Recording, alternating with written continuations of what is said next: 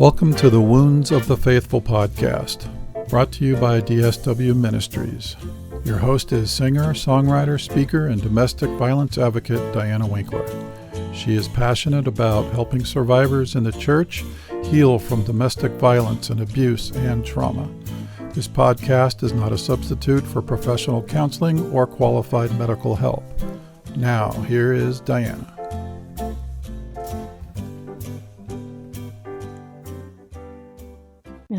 Hello, everybody. Hey, welcome to podcast once again. How is your new year going? Has one of your New Year's goals been to get a new job, a new career? I know that's one of my goals. It's definitely one of my goals for the year, and I'm excited to have Diana Alt on the show today. I've told you about her last week. She is a career coach, and she's been helping me out with my resume and my LinkedIn profile and looking for opportunities that would fit my skills and strength. But what does that have to do with domestic violence and abuse and trauma? I'm glad that you asked. Well, I know that a lot of people that are in an abusive situation, the reason why they don't leave is because they don't have a job. They don't have a way of supporting their kids or even themselves, and they are afraid to make that leap to get a new life, to leave their abuser. They have nowhere to start. Let's say you've been a stay-at-home mom for most of your adult life. You've never been to an interview. You don't know how to fill out a job application online. Maybe you have some skills, but you have no clue what kind of skills would that translate to in the working world. So I think you're going to really get a lot out of this episode. Diana is excellent. She's professional. She is a great conversationalist. She knows her stuff. And we're going to have a lot of value today on the podcast. Even if you're not in that stage where you're trying to leave, sure you'll stick around for some valuable advice, for maybe it's time to move on to that next job. All right, so today I'm wearing one of my new shirts that is in my store. If you're on YouTube, you can see I got my DSW shirt on. I'll stand up so you can see it a little better. But yeah, it looks just like the logo on my sign behind me. It's embroidered on. And if I had another shirt that was white with the same logo, but it's too small now. I can't fit into it, or it looks too tight for my personal preference. And I also have a t-shirt with the Wounds of the Faithful podcast logo on the front of it. And I didn't bring that into the studio here, but I will bring it next time. If you want to support the podcast, this is another way that you can do that. Go onto my store, dswministries.org, and go into the store, and there's all kinds of other stuff, music and mentoring, more music, voice lessons. And I did mention that I have a new music player on the website, and you just click on listen to my music, and you can hear all of the songs, including some of the new ones that I've recorded. And the other thing that is different about my display, if you're on YouTube, is above my head I've got two new books that I added to my shelf here. Forgiving the Nightmare.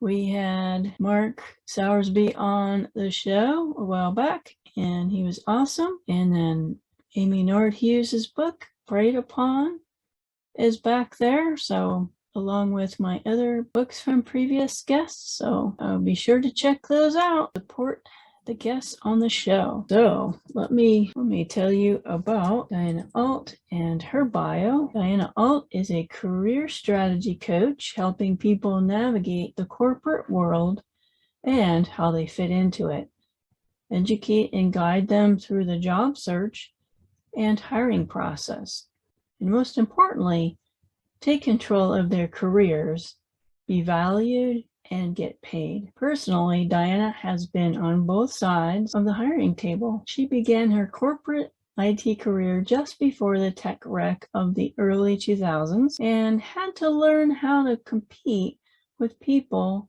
who had 10 plus years of experience but were willing to work for the same amount of pay. After a few years, she became a hiring manager, where she learned whoever markets themselves the best gets the job. She also learned that the company with the most success is the one with the best leaders and culture.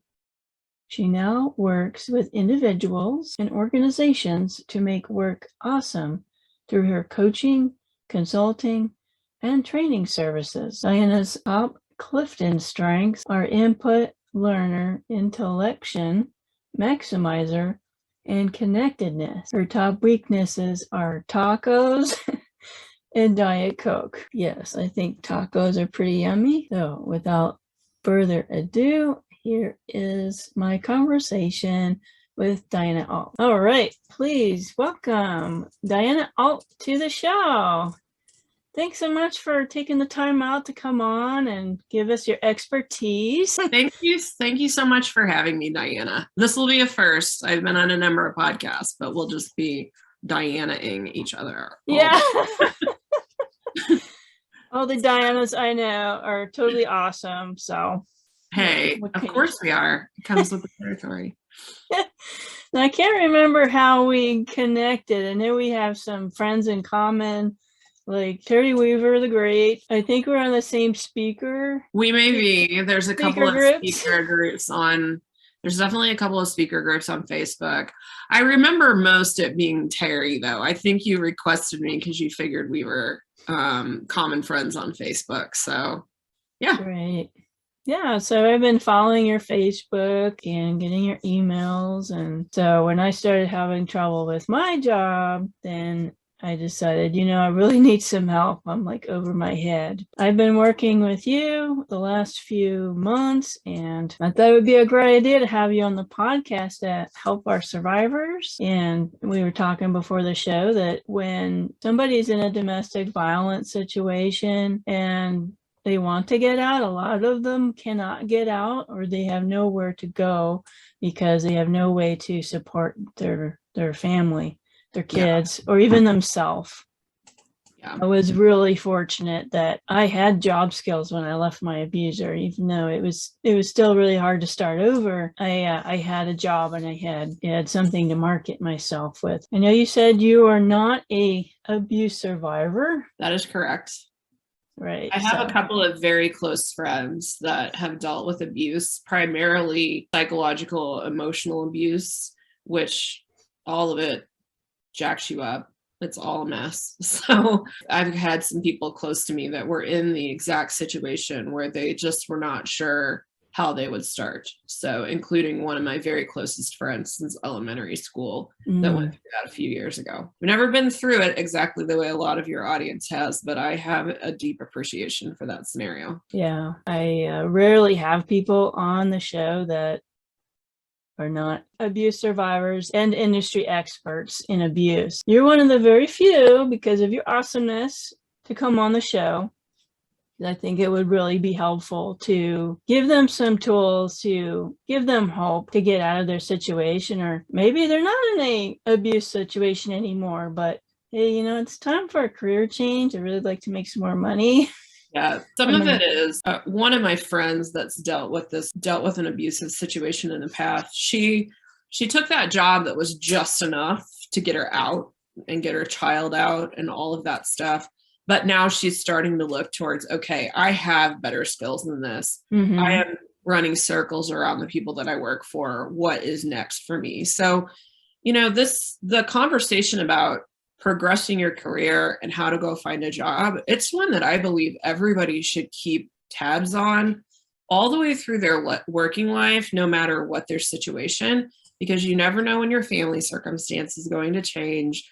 You never know when you're just going to have a boss change and your wonderful boss suddenly is replaced by someone that is micromanager or jerk or whatever. Mm-hmm. And also, I'm a big believer that job security for most people is overrated. Now, in the short haul, especially for folks that are in the situation your abuse survivors are in, it's like, I need something that's going to last for at least a few months or a year, just so I can get my legs under me.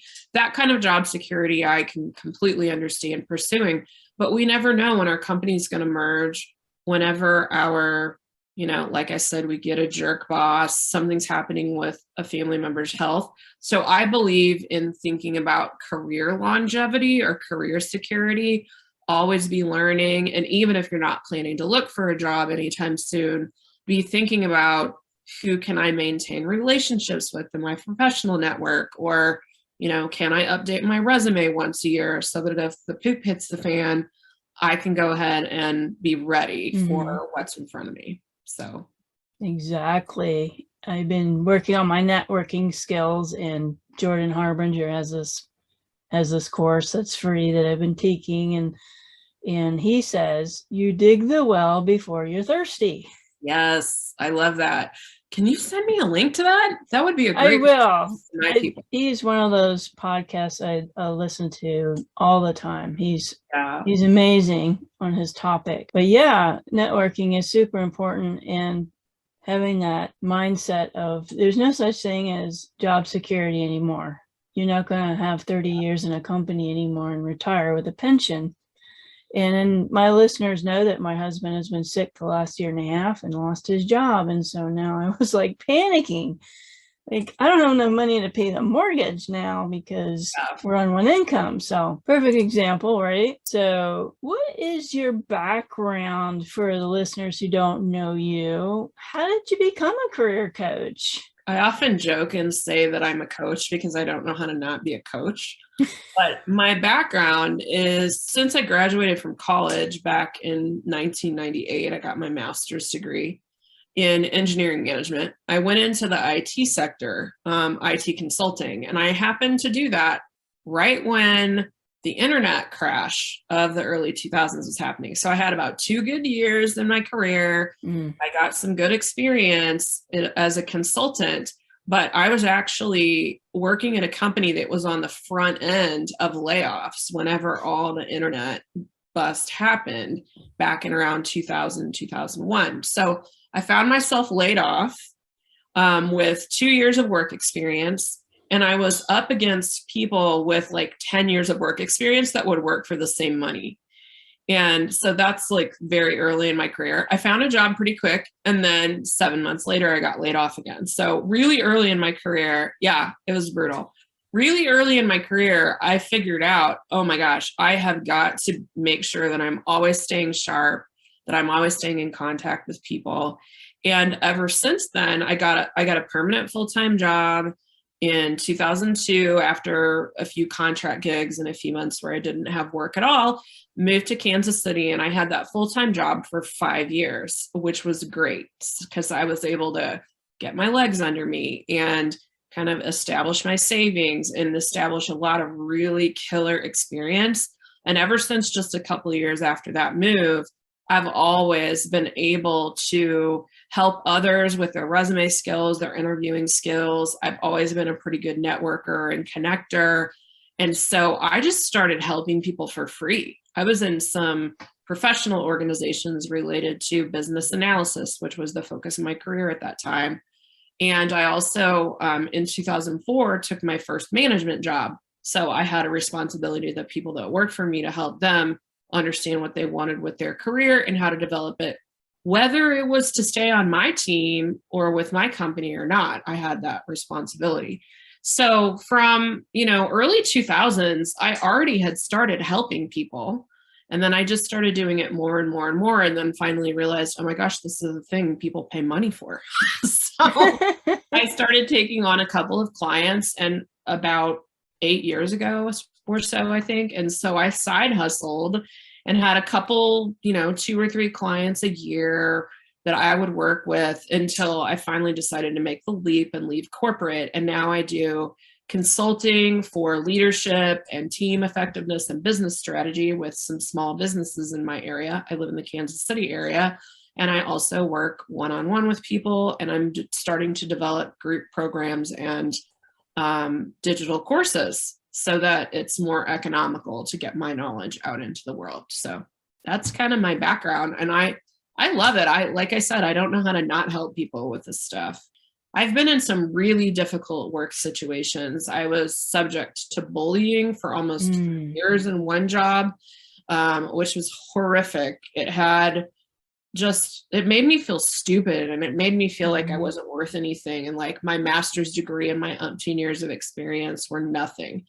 And that's maybe not anywhere near the way that your audience suffers, but it was one of the worst things I'd been through. And I just want people to feel like they know their worth and they have the skills and the confidence to go look for a new job at any time that they might happen to need one. Yeah.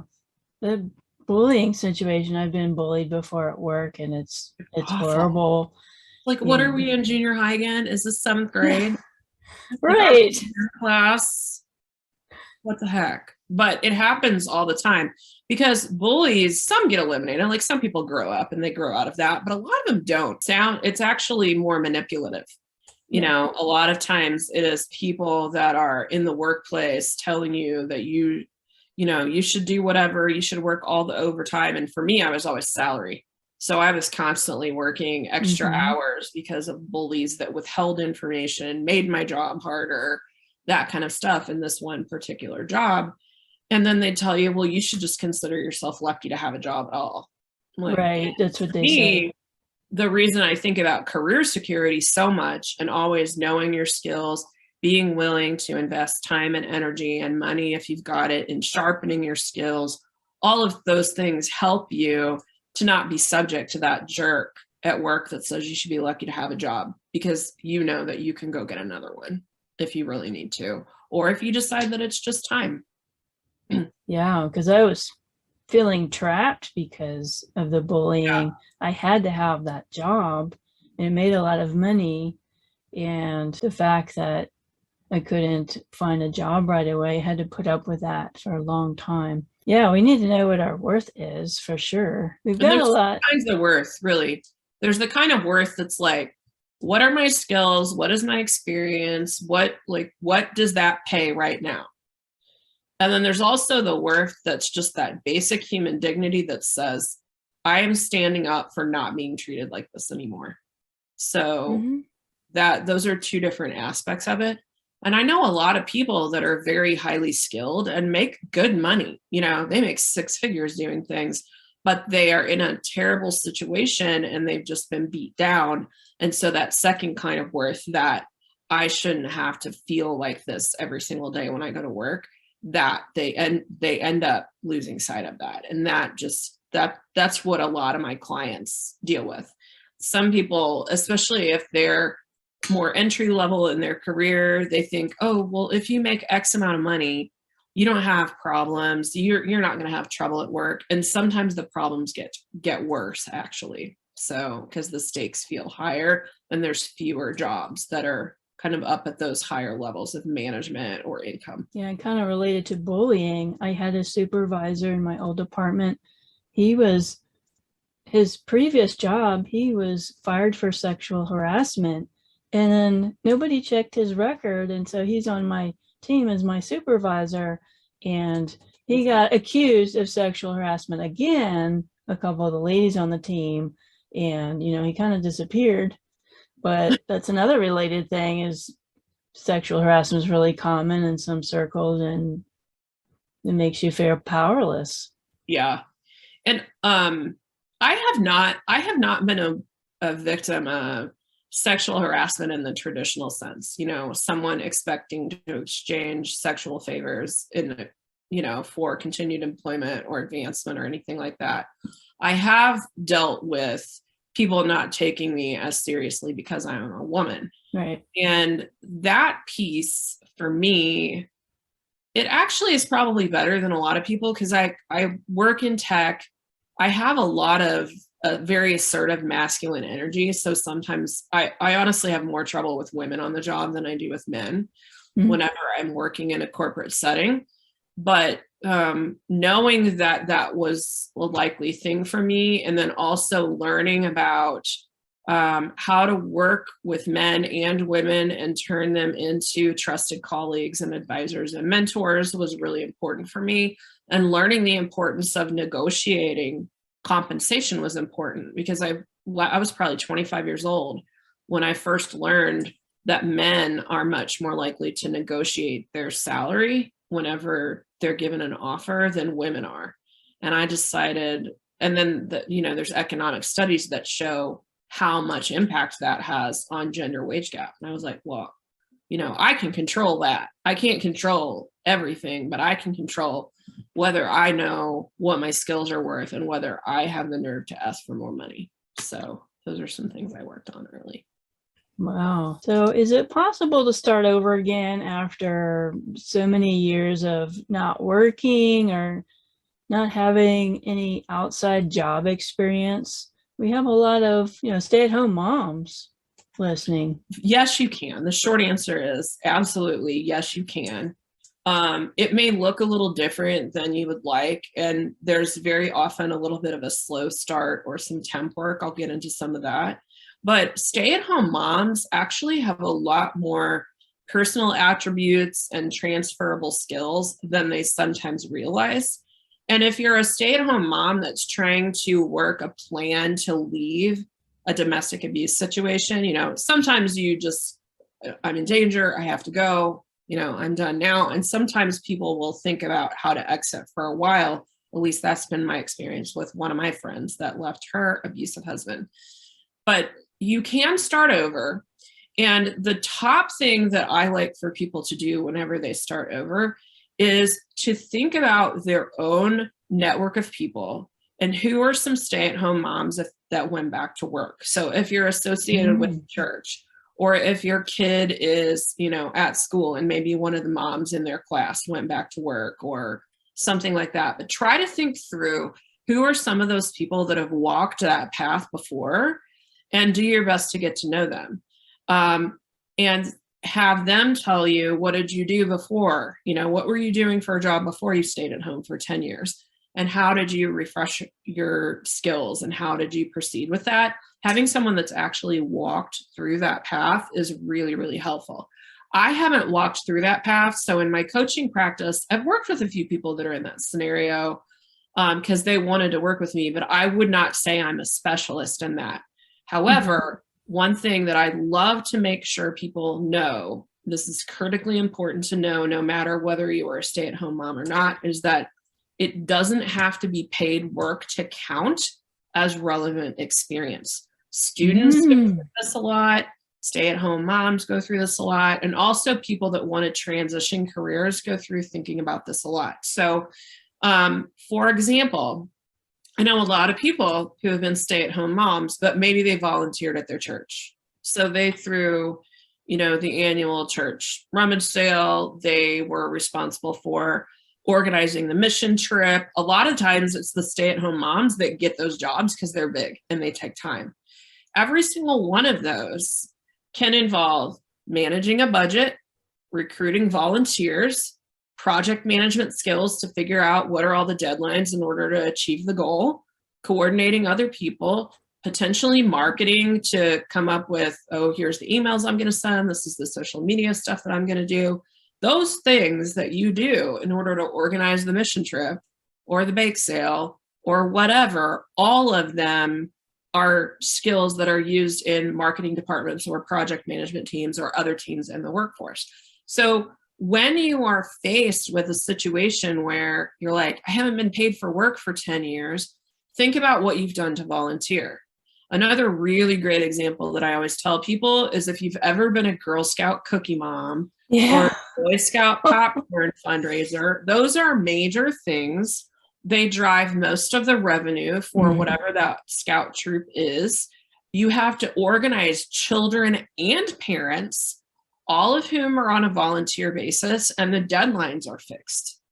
And if you can go through and manage to be co-chair of the Girl Scout Cookie Committee for your troop, that has amazing skills that you can translate into a resume, into interviews, and show I can get stuff done and I can get it done on time and I can work with all different types of people. That is awesome. And I totally agree with that. Or Scouts in general has changed a lot since I was a kid and I was a Girl Scout. I sold cookies. And all I did was, back in those days, you could knock on doors, the whole neighborhood, and you'd fill the sign-up sheet. And then you'd hand the sign-up sheet to your dad, who would take it to their job. Oh, my parents didn't do that. My parents did not do that. My parents did You're a fundraiser, you're selling. Now, there were times when we had like parent teacher conference during cookie sales, and my dad would take me to work and he would let me ask, but there was no, and I have a strict rule that the kids they have to ask me. I don't care if it's a video, text message on the phone. Like if you had a child that was a little brownie and she sent me a little video and you message it to me on your phone, I'll buy cookies from that girl all day. But when you're the cookie mom, you're responsible for the inventory. And I don't know if shipping is a thing with some of the new online stuff. I know a lot has changed with COVID, but just managing what is the goal for the troop? How do we break down that goal and suggest targets to each of the families and remind them of all the deadlines? Even if you never have to touch a box of cookies, there's a lot that you're organizing if you're one of the people leading the cookie deal in a troop. So I hope that helps. That's super awesome advice. So now we get to the confidence part in ourselves to get out there. I know you talk a lot about, what's that word? Imposter syndrome? Imposter syndrome. Yes. How do you get over that? Here's the thing. Okay, so imposter syndrome, quick definition for people listening. Imposter syndrome is that weird feeling that you're a fraud. Like when you try to go do something, you're not good enough to do it. Who are you to be the person that tries to apply for XYZ job? Or feeling like the only reason that people say nice things to you is because they're nice people, not because you did good work. All of those kinds of feelings. Like I've heard it best summed up in, you can't own your own success. And it does undermine confidence a lot. So a couple of things that I like to keep in mind. I heard a really great quote when I was listening to another podcast today. I was listening to the Tim Ferriss show. And the guest that he had on there said, action leads to mood. Like mood is set by action. So if you take action and have little wins for yourself, that's one of the top ways to start building a little bit of confidence. Now, when you're starting from scratch, one of the things I love to tell my imposter syndrome sufferers to do is to make basically a success list. So write down everything that you've ever accomplished that you can think of. Just brainstorm it out for 10 or 15 minutes. And I have a slide. I do a talk on this sometimes, and I have a slide where I list everything back to like winning the 6th grade spelling bee. Like I got a degree. I won spelling bee. I've had the same best friend since I was 7 years old. So I have academic and work accolades and personal things like running a 5K and like all that all smashed together. And if you spend 15 minutes thinking about that, it starts to lift your mood a little bit. And you can start to uncover some things to dig into for qualifications. So if you did that brainstorming exercise and said, well, I organized the bake sale at church for 3 years in a row. And I also, I directed a play at community theater a couple of years ago. Like those achievements, you can start digging into them to see if you have skills that you can talk about. But just writing down that piece of paper that tells you that you've done some stuff and you can accomplish things, it's a really good counter to when your own brain is being a jerk to you, saying you're not good enough. And if you are in a relationship with a spouse that wants to tell you that you're not good enough. Oh yeah, good point. Thank you for saying that. Yeah, so yeah, if your spouse is telling you that you're worthless and you don't amount to anything and you can't do anything, but you have children that are as kind as they can be, and you have this list of stuff that you've done all throughout your life, who's right? Yeah. Who's right? The guy that's trying to control you, or the woman that's trying to control you, or you with your 2.3 kids and your wife who are good humans, and your list of, I got a degree, I contributed to society in this way, I won the 5K, I led this, I organized the garage, like everything that you can think of that you've done that was positive, you have evidence in front of you to counter this you're worthless thing that you might be getting told, like I said, by yourself or by someone else. You've done a webinar with a community college, so yeah, I mean, you have a link to it as well. So if people want to email you or me and just ask for a link to that imposter syndrome presentation, we'll make sure that you get it. Yeah, that's really good. And you spent what, an hour and a half or something? Yeah, I spent an hour talking through it. And it's largely in the context of professional stuff, but the principles apply even if you're trying to meet some personal goals. Right. It's very valuable content. So you also have a course and a webinar about how to form a resume. I do. Yes. So how do you do that with no job history? First off, I have a soup to nuts, very in-depth course called How to Rock Your Resume. It's in a beta right now. I did it as a live workshop with a bunch of people back in December, had great feedback from it. And so if you go to howtorockyourresume.com, you will see the page where you can buy this thing. It has my 6-step framework to build your resume from scratch. It works for everybody from students all the way up to executives. And so a lot of what you do is you first start with, what are some jobs that I would want to target? So for example, a lot of times people will think, oh, I might want to work like as an administrative assistant. I know I can organize stuff because I organized a home, like if I can keep people fed and clothed and the bills paid, I have some administrative skills. So they might look at administrative or, customer service or things like that. It doesn't have to be like the fancy CEO job, but go and find a few positions that you think you're interested in, a couple of job descriptions for each of those, and then sort of set your intention of, okay, this is the main 1 or 2 jobs that I'm going to go after. And then you start looking at what are the skills and experience that they want. So some of the things, they may say in the job description, 5 years of experience working in an insurance company, blah, blah, blah.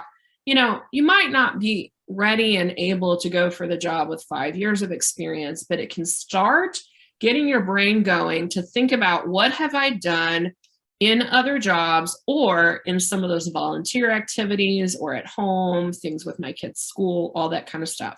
So your next step after you've targeted and said, I think I want to chase this kind of job, is to brain dump everything. So brain dump your education, brain dump the tasks that you did, the duties that you performed, and the results you did as the Girl Scout cookie mom or the bake sale chair or whatever that is. And get it all out of your head on paper. It has some similarities to that exercise I just said to help fight imposter syndrome, but it's just a little bit more detailed. And in my mini course, I talk through every single category I could think of: community activities, work activities, church activities, schooling, extra training. If you took a class online through LinkedIn Learning, everything, just write all of it down. And then from there, we go into what's called curating, and that's where you make yourself look good. So for a target job description, you go through and say, okay, I got 5 pages of stuff. I did all kinds of things in my life. You start narrowing down, what are the things that are the most relevant for this job that I want to go for? So if you worked at McDonald's when you were 16 and now you want to apply to be an assistant manager at a McDonald's because you spent a lot of time working for McDonald's, 5 years ago, that might be a match. You might be able to go put that on there. But if you don't have any interest in working in fast food, you can take that old job off. So you go look through what is relevant to the types of jobs that I want. Now, when you're a stay-at-home mom, that feels tricky because you're thinking, well, these job postings say it has to be from a job.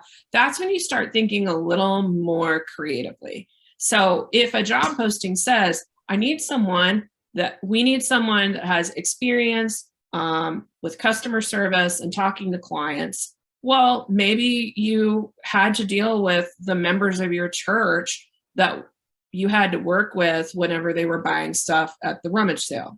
You have customer service experience. You just didn't get paid for it. So you start thinking, what's the closest thing I have that's like this? And then you move on from there. And then you start to figure out, okay, this is the things that are important. And this is how I talk about it. So a big mistake that people make on their resumes, and I mean to tell you, everybody from high school students all the way up to the C-suite, chief operating officer I had as a client, and he made this mistake. They just list tasks. They just say, I Diana, you and I worked on this for years. They just say, oh, I updated the customer database. Oh, I printed out, I ran the reports every week. Oh, I ran the cash register. So you want to start thinking about, why did it matter that I was there? Why did Diana or Mary Sue or Joe or Mike, why is it that your work helped the team? And so you do that by thinking about metrics and results. Sometimes you can get a number that's specific, especially people that work in sales or customer service. They can do that a lot. Sometimes you have to guess a little bit, or you have to try to remember what you did a few years ago. But an example that I go over in my resume class is it's one for a client who honestly has dealt with a less than stellar spouse, like very much relates to a lot of what your audience is going through. She is in sort of a tech and customer support role at her company. And she had a line on her resume that said, implemented new onboarding process, new hire onboarding process. And when I went through it with her, I asked her questions like, how many people did you onboard? Why did you guys decide to do this project to make a new process? What was the result? And come to find out, 25 people a quarter went through this process. They started it because the tech support desk was getting overwhelmed with questions because they'd hand a new employee a computer and not tell them anything about how to do stuff. Or the computer would be late, wouldn't have all the programs that they need, all that kind of stuff. And the result was that they had 75% less help desk tickets after they put this process in place, because everybody knew what to do. The computers were correct whenever the new employees started, all of this stuff. That is a big deal. So there's a big difference between saying, I implemented a new onboarding process, and saying, I created and implemented a new hire onboarding process that was used by approximately 25 people per quarter and reduced service tickets by 75%. That's a story. So try to go through and look. So if you're the Girl Scout cookie mom, organized all aspects of Girl Scout cookie sales for 3 cookie seasons for a troop of 15 Girl Scouts, and we sold 5,000 boxes, and we broke our goal. We met our goal and exceeded it by 10%, our sales goal. You did a thing that was cool. Mm-hmm. So that's the type of thing. And I walk through all of that. Once you're done with curating, you have what I call a baseline resume. Actually, hang on.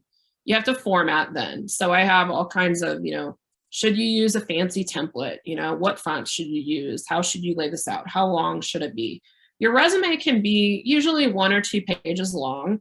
You don't have to have it be 10 miles long, but you don't have to feel like it all has to fit on 1 page. And so you want to make sure that it's formatted to be readable and understandable by HR. And once you've gone through all those 4 steps and you've proofreaded it and reviewed it, you have what I call a baseline resume. So if you're trying to apply for administrative assistant job, you've gone through all those 5 steps, you've proofread it, you can apply for a job. And then what I have people do for each application is what I call my 10-minute tailoring process, where you just go through and you look at, I want to make sure I exactly match the job name at the top of my resume, and do a few other little tweaks before you submit an individual application, and it'll get people's resume, get attention and eyeballs on your resume. So really, this approach, I used it personally. I developed it initially because I was looking for work whenever my industry was just in the toilet. I had so much competition for a job. And then over time, I learned more and more about resumes and kept refining it. And so I'm telling you, a lot of people will say, if you don't have a job, you have no chance of getting another job. If you got fired from your job, you'll have to take a pay cut. I used this after layoffs 2 or 3 times, basically the same process that I now have in my course. And every single time I got a raise. So even if I was out of work when I applied, I still managed to get a raise. It may be a little different depending on the industry that you're in and your prior experience, but even so, other people I've worked with that weren't in tech where I was, and there's so many more jobs, it feels like a lot of the time, they said the phone rang. They said that they got called by more HR reps. And these are the things that recruiters and hiring managers tell me that they want. So that's like a lot about the resume stuff, but it is totally doable. The course that I have is $59. So I've tried to make it really affordable for people. Other people will sell it for like $300 or $400, the same kind of thing. I did not want to do that. I wanted it to be accessible to as many people as possible. So yeah, and I was one of the people on your beta group, and just going through that process was eye-opening. It really helped, like, hey, I've got all these valuable skills that I can present to the employer, and just the format of the resume, just changing that format was interesting too. A video that I did a review for your course. Yeah, so put it in the show notes. So yeah, and I did just the course is available now. And then I also have, I know we're kind of jumping this, usually people talk about this at the end, but I do one-on-one coaching with people too. And I also do have a service where if someone is not quite ready to do one-on-one coaching, either for time or budget reasons, if they take my course and then they write their new resume, I also offer a fairly inexpensive review where I go top to bottom, making recommendations, and I send you a recorded video back so that you can go through and fix everything. So those are some things that for someone that's worried about spending a lot of money on trying to find a job, but they also know they need help, it's good things for them. And it also, all you know about me is that I worked with Diana. So it's a fairly low risk way to get some help too. Yeah, you can look at my before and after resume if you want. I'll send it to you guys. You had a pretty good transformation on your resume for sure. Whenever we worked together on that. So. Yeah, it looked definitely different. Put the reviews that I created on my YouTube and put the links in there. And yeah, the one thing I like about you is you're not some pushy salesman just trying to sell stuff. Yeah. When we talked about what I needed, you customized everything for what I needed instead of, well, here it is, and that's all you get. That'll be $5,000, please. I mean, if someone wants to pay me $5,000, I'm not going to turn it down. But I tried to meet you where you were at, and the farther I go in this, the more I'm realizing that I want to serve more people. And I love working with people that are executives and leaders and stuff like that. I enjoy that, but not everybody is in that situation. So I've created some things for people that don't necessarily fit that profile, but they still need help, because there's a lot of really terrible resume advice out there. If you go just trying to look on LinkedIn at what to do, it's overwhelming. It's all, you have to read 50 posts from one person to figure out what it is, and just having it all together is something I wanted to do. And one thing maybe you have something to say about is references. How would references, or I also highly encourage people, most people need a LinkedIn profile, even if it's not super fancy, even if they're not spending hours on LinkedIn every day. It's good to have a LinkedIn profile. And if you can both ask these references to fill out a recommendation on LinkedIn and be on the list that is allowed, for prospective employers to call them, that is a total win. So 3 to 4 recommendations on your LinkedIn from those people, plus some phone numbers that a prospective employer can call, you have everything that you need for references. That's awesome advice. I'm saying awesome a lot today. That's the word of the day, folks. That's a great word. I like it. I like it. So here's what a lot of people get nervous about. What if I'm somebody who's never been on an interview? I'm super nervous and scared. I mean, what do I say? How do I prepare for that? So there's a couple of ways that you can prepare for that. If you are kind of starting from scratch in this situation, a lot of things, something I didn't mention in general earlier on is if people have been fired or they're trying to rejoin the workforce after a period of time, virtually every state and county in the US has some sort of workforce commission that you can go to. You know, for people, a lot of people that have been laid off and they've had to collect unemployment are familiar with this, because usually when you file for unemployment, you know, you get all these resources. Hey, you can do this to help find a job. But you can look into community colleges who oftentimes have very inexpensive training if you have skill gaps, and they have career centers, and also these workforce centers. Those are some of the top things. You want to practice for interviews. And those are all resources that should be able to point you to free or inexpensive ways to practice. I offer mock interview services as part of my coaching practice. It's a little outside the price range for my offering for a lot of people, but you know, sometimes these other resources can do it more inexpensively for folks. A really good thing to think about with interviews, though, is telling your story. So two types of stories you want to be able to tell. The first story is who you are. Like the first question in almost any networking setting or interview is, tell me about yourself. Yeah. And it's the worst question ever, because no one's wanting to know that you grew up in a small town and when you were 5, you had a puppy named Spot and all that kind of stuff. They basically want to know what you do, who you serve, and why you're qualified to do it, and why that matters for this conversation.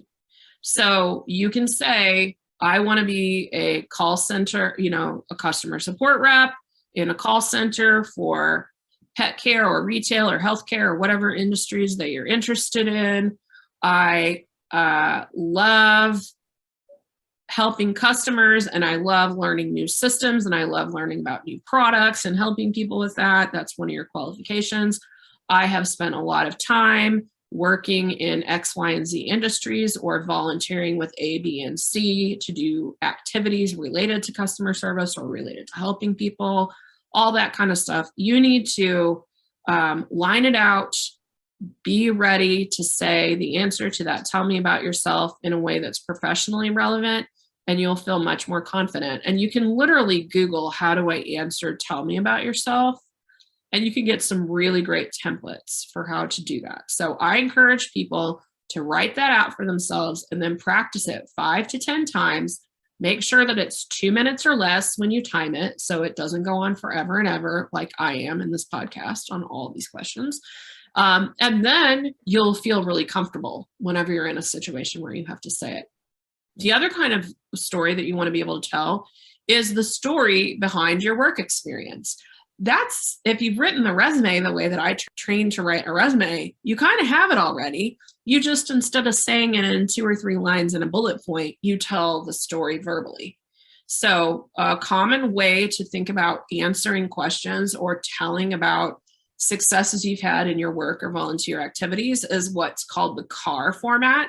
And that stands for challenge, action, and result. So what was the challenge? The challenge is, the Girl Scout troop needed to sell 5,000 boxes of cookies in order to hit the target so we can meet our budget for the year. What's the action? I coordinated every aspect of our 2021 Girl Scout cookie sales. What's the result? Our troop of 15 girls sold 5,500 boxes, and we exceeded our target by 10%. Challenge, action, result. If you can think through your primary pieces of work experience and be able to talk about it in that way, it's great. And if you just Google common interview questions for insert job, you'll learn the questions and then you can write out the answers. It's a little tricky at first if you've never done it.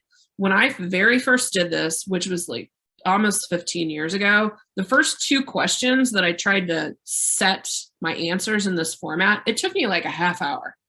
And then the next couple, it took me like, 8 or 10 minutes each. And now this is just how I think. So if I go into an interview, I don't need to know what somebody's going to ask me anymore. I can just talk in those terms. Mm-hmm. Yeah, I've seen Glassdoor even. People could put like what the interview is like and what did they ask. And I've noticed that most of them they ask the same stuff, like what's your strengths? A lot of them ask the same stuff, and it can be hard to go through Glassdoor. So that's why I say, well, if you just pop into Google, common interview questions for project manager, common interview questions for account supervisor, you'll get those. And that's a lot faster than trying to dig through Glassdoor. Yeah, Google is your friend. Google is your friend. So I have interviewed people when I was a lead in my previous position. And so if anybody needs somebody to be a mock interviewer, I can do that for you. We do them all via Zoom now. There's no reason not to. I'm actually terrible when I'm being the candidate in a mock interview. I'm not good at faking, but most of the people I work with do really well. And I have had a couple of people that landed pretty big promotions after they did some practice interviews this year. Some of them with me and some of them with other folks. I have a couple of people in my community that work for the federal government, and the hiring process for the federal government it's very particular and structured, and I've never worked for the feds. So I hooked those folks up and they did some magic and landed a promotion. Cool. Do you want to talk a little bit about education? Like, hey, I want to get a new career, but I mean, how in the world would I go back to school and get an education for a career that I'd want to do? It's an interesting thing. So there's careers and there's jobs. Okay, so career, the way I look at career is kind of a long-term trajectory within an industry or a certain domain. So for me, I had a 20-year career in IT. I did a lot of different roles and worked for a lot of different places, but I did a 20-year career in IT that was mostly based on my education in college. Sometimes, though, people are in a situation where in order to get to point Z, where they want to be, they've got to do points A, B, C, D, E, F, G. And sometimes just getting a good job that you have some skills for is where you start. So a really great thing to do is to go get a job at a company that offers tuition reimbursement if you can. So going to a company, a lot of times large companies have this, sometimes medium and smaller companies. But if you go get a project coordination job or an admin assistant job at a company that offers tuition reimbursement or professional development budget, that can be a great way for you to progress because you have income coming in, but then you also have this opportunity to go get extra education. Another thing I would tell people to do is go again, look at the workforce centers and the community colleges in your area, because nobody knows more about how to get subsidized training or inexpensive training than those two particular places. So it comes and goes, but here in Kansas City, I do some teaching, a couple of still IT classes, even a couple of years after I left IT, I still do teach some classes for the local community college related to agile software development. And I've had people that were able to attend that class because the workforce center had a budget for skills retraining. And these were people that had lost their jobs or were trying to re-enter the workforce. So there's all kinds of programs going on where you might be able to get access to inexpensive training. And those are the top two places I'd go. Yeah, you're right about the tuition reimbursement. The reason why I am a pharmacy technician is because Walgreens paid for not only my education to become a pharmacy tech, but they also paid for my certification. Yeah. One thing also, I get massages fairly regularly from my local massage envy. And a lot of the franchise owners for places like Massage Envy and Zen Massage and stuff like that, they are paying for people to go to school. There's actually a shortage of massage therapists, nail techs, and estheticians right now because a lot of the schools shut down during coronavirus. And some of them have reopened. Some of them have reopened with limited spots. Some people just feel like, yeah, I want to do this and there's a school, but I don't have the budget. And so sometimes employers are paying for training. And that hasn't been the case for a long time. You know, the trend for 20 years in the US has been that employers want to hire people that already have basic skills, or in some cases advanced skills. And then they want to spend their training just on what that company's processes are or that company's products are. They want a shortcut just training you how to be a project manager, instead focus on how to be a project manager at Acme Corporation. But like I said, if you want to be a massage therapist, go see if a massage place is hiring and if they are paying all or part of that tuition, and that may be your path into a new industry. So I don't know.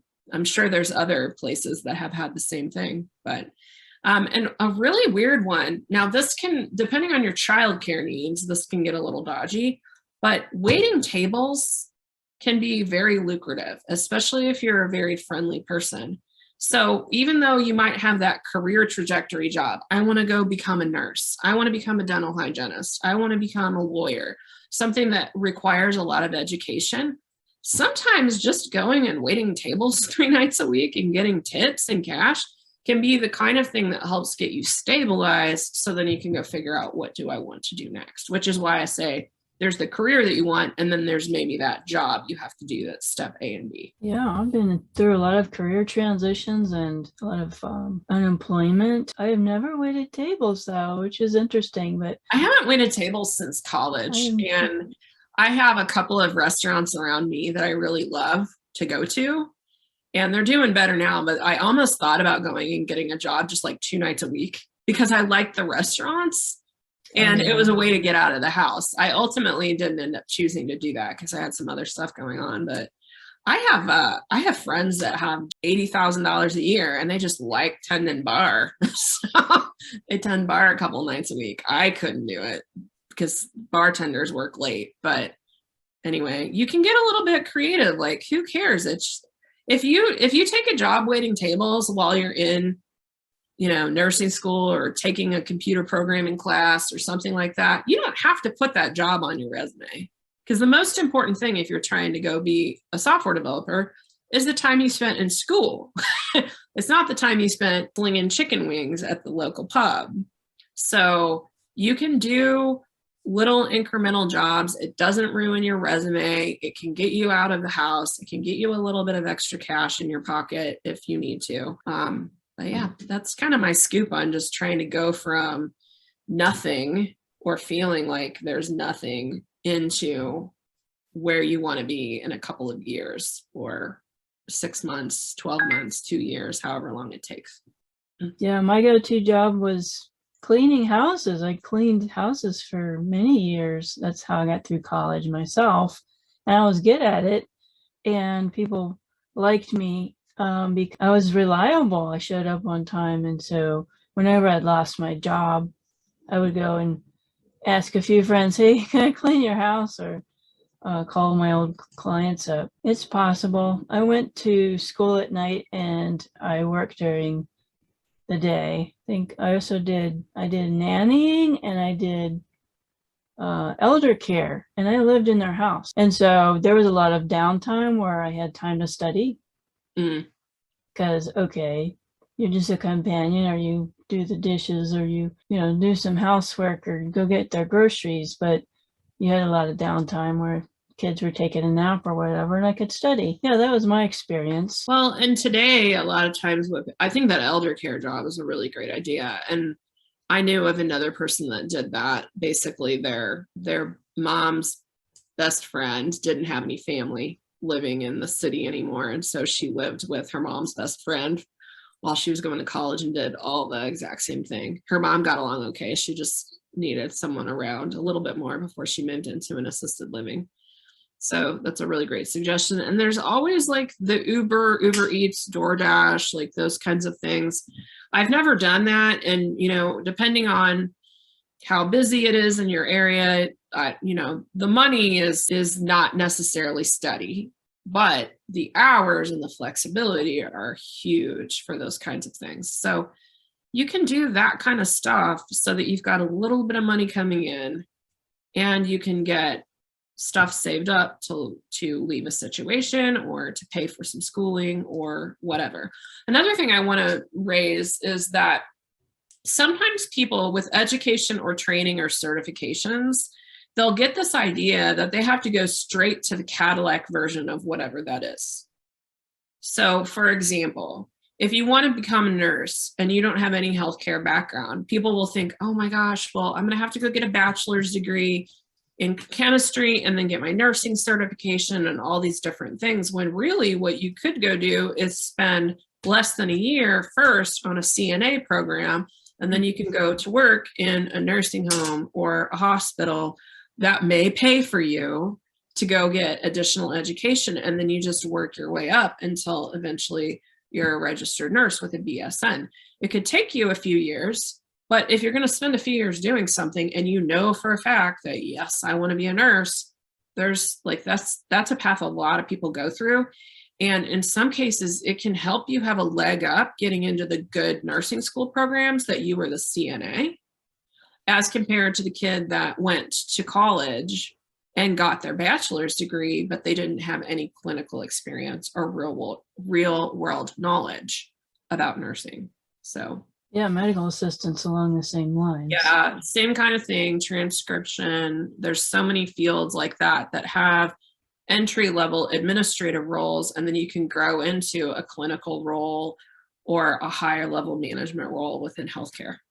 So yeah, I've got some really close friends that were CNAs, and they said they're begging for people. Yeah, they are. And another area that I see it in is in IT. So I've worked with a lot of people that are project managers, and the gold standard certification in the US for project managers is called the PMP, Project Management Professional. You have to have quite a lot of training, quite a lot of experience in order to get that. And people will get discouraged because they think, oh, I can't get a job, I don't have a PMP. And then, or they will look at, here's the training, and oh my gosh, this technical training company, they want $2,500 for the week-long class that's required to be the PMP. But here's the thing, most companies will say certifications are preferred. They help, and most people working there have them. But if you show some initiative towards that goal, that means just as much in a lot of situations, especially if you're not trying to be the senior person in charge of all the project managers in the whole company.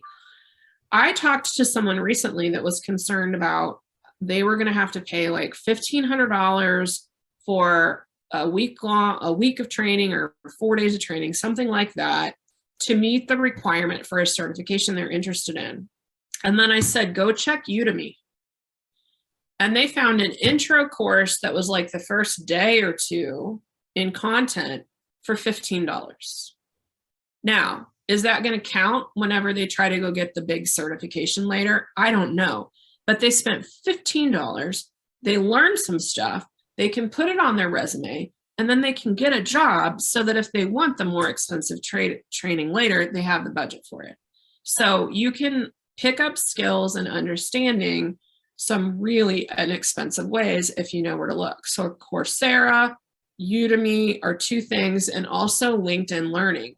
And I think on LinkedIn, you may have to be a premium member, which is like $40 a month or something like that, in order to use their LinkedIn Learning. So you have to kind of search and decide if that's worth it. But yeah, there's all kinds of stuff on all of those platforms to learn skills. YouTube University.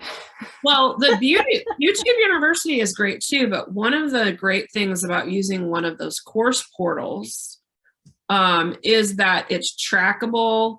A lot of times, trainers that have their own consulting businesses, in many cases, the same trainer that you would spend $2,500 to go be in their live class is doing the $100 class on Udemy. They just recorded it. You don't have access to ask them questions the same way, but they recorded it, and they've gone through a process where, you know, they have noted these hours count, or this class is approved by XYZ professional organization. And it's the exact same trainers. So there's a lot of really good ways to get inexpensive training. Wow, those are excellent suggestions I forgot about, to be honest. I know. I haven't taken a Udemy course in a few years. I think I've been more focused on getting coaching for my business than I have been getting skills training. But there's a lot of good stuff there. You've given us so much valuable content today. One thing that I wanted to talk about for just a minute, if you'd be okay with it, Yeah. is, you know, a lot of times when you're in a situation where you're trying to remove yourself from a bad scenario, you're trying to remove yourself from a marriage that's negative, you're trying to figure out how to go back to work. Even if you're in a happy marriage, it's scary to try to figure out how to go back to work. Or it's scary to figure out how to change. So a big question that people have is, how do I know that I'm going to walk into something that's not worse than where I started? Yeah. And so to me, there are 4 pillars to ideal work. And they are, you're doing the right work, you're working for the right leader, you have the right environment and flexibility, and the company culture is in line enough with your values for you. So for the right work, a lot of times people know what to do. Sometimes they don't. And one of the things I do is help people figure out, like, what should that next job be? But if you just simply sit down and think about, with jobs I've done, volunteer work that I've done, all those kinds of places where I've put my effort in, what are tasks that energize me and make me feel like, you know, I can't even believe time passed. I feel really productive and excited about this. What are those things that you love to do? And what are the things that you hate to do? And if you do that, you're ahead of most people, because most people just have a job title and they apply for another job with the same job title, or they apply for senior whatever, or they apply to be manager of whatever. If you really sit and think about, I like to do these things, I hate to do these things, and then you start looking at job descriptions and talking to people, you can figure out, these are the kinds of jobs that do the stuff I like, period. That's a huge thing towards happiness at work. As far as leadership is concerned, think about prior bosses that you've had and what you liked and didn't like, what works well for you. Do you need to be able to talk to your boss every day and, you know, really brainstorm about projects? Or do you need your boss to tell you on Monday what is expected to get done for the week and then leave you alone until Friday and trust that you're going to get it done? Neither is wrong, but you need to know which kind of boss that you want, so that when you go on interviews, you can ask questions. What's your management style like? What is it going to be like to work together? And you can figure out if a boss is going to be good or bad for you. Then on environment, I think moms are pretty good at knowing this, but knowing what are my flexibility needs is huge. Do I need to work from home? Do I need to work only during school hours? You know, do I need to be within 15-minute commute? Do I need to be within public transportation because I don't have a car? All those things that you need in order to make going to work or working at home work. You need to write all of that down, and then also get really familiar with what your skills are worth. And there's a lot of different compensation websites. You can figure out what customer service reps should make and all that kind of stuff, and ask a lot of people questions, but figure out what your pay should be and figure out what you need in order to make work in your life. A lot of that is just stuff you already know. You just should write it down so you stick to it. But that's the third thing. And then the final thing is company culture. And depending on your situation, this part can be very important or less important. But I define culture as values in action. So if it's very important that there's a high degree of integrity, that companies are family friendly, that they are not that they're friendly to women, or they have women in leadership, those types of things, write down what's important to you about values for your new company. And that way you can ask questions about, well, what do you do to support women in the work? What do? You say you're family friendly. What happens at the company that makes you say that you're family friendly? What's an example of something that someone on your team has gone through where you show that you're family friendly? And then you can figure out, oh, well, not only am I going to like the work, not only does the boss seem great, not only is it close enough to my house and the right amount of money, but also I know that they practice what they preach. So those are things to think about. And if you're just re-entering the workforce, you might not be able to get all 4 of those perfect. But if you're constantly thinking about those 4 dimensions, you can better yourself with every promotion and with every new job. We want to go from surviving in our lives to thriving in our lives. Yeah. And sometimes, you know, you just got to have the money be right, and you got to have the boss not be a complete jerk. And that's good enough for that first little while. And then you want to start getting into, I'm challenged and happy with my work, and my boss is great, and all the other things are in line. That's the goal. Because when it's very hard for your life to be happy, the rest of your life to be happy, if your work life isn't happy. Mm-hmm. Wow, folks, Diana always brings extra to the party. So tell the folks they how can to get find me. Yes. Okay. I'm assuming some of this she'll put in show notes. All of it.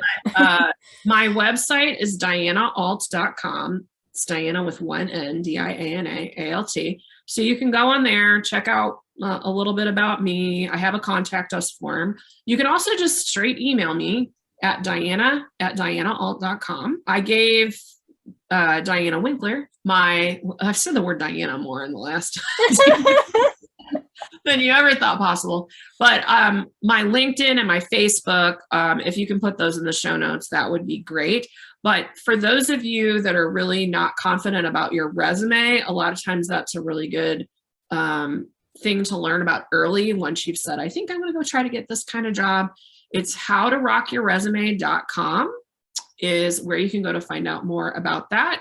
And if for some reason that's an issue, or you have more questions about that class, just shoot me an email. Great. I so appreciate you coming on the show today and talking with our listeners. You are above the rest. You offer so much value. You give a lot of extra, a lot of free stuff. I mean, your Facebook group is really awesome. I'd like to encourage people to go in the Facebook group. You can get to know Diana that way too. That's how I got to know her. You know, the best way to do that, and also if you want to join my email list, if you go to dianateaches.com, I have a little freebie on there right now. It is a resume don'ts guide, 6 things to not put on to make sure that are not on your resume. And you'll get added to my email list. I send things out weekly, and also it'll give you a link to go and join my Facebook group. I'll have all that in the show notes for everybody, and be sure to reach out to her. She will help you. This will change your life. Oh, thank you. Have a new career and new confidence. Thanks again for coming on the show, and Happy New Year. Thanks. Okay, folks, I hope that you enjoyed this time with Diana Alt today. I'm not kidding. She is very good at her job and what she does. Consider reaching out to her.